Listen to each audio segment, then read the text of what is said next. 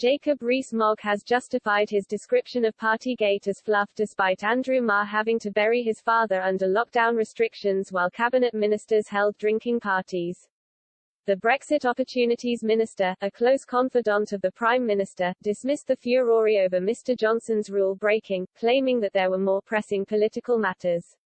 He was responding to Mr Marr's emotional outpour that he was left intensely angry over the scandal,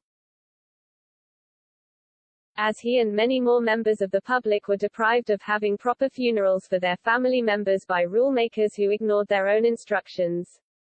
The LBC host said, "I buried my father on the week that one of those parties took place, and it was a party. And he was an elder of the Church of Scotland. That church was locked and barred. We had a small gathering, most of the family weren't there. The other parishioners that he would have loved to be there weren't allowed to be there because we followed the rules, and I felt intensely angry about that, and I do not regard this as fluff."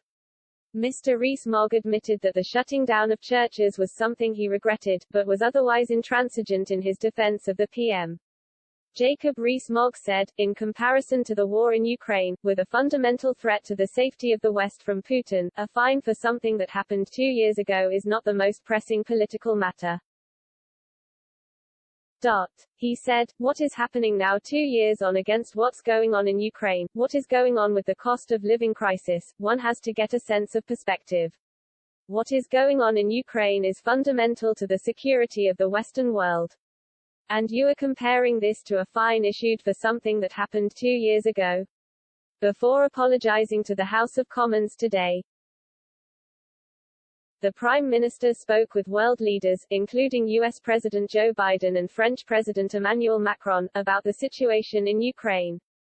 Tory MPs have pointed to the gratitude of Ukrainian President Volodymyr Zelensky to Mr Johnson, as well as his vital role among NATO leaders, as evidence that he should remain in office.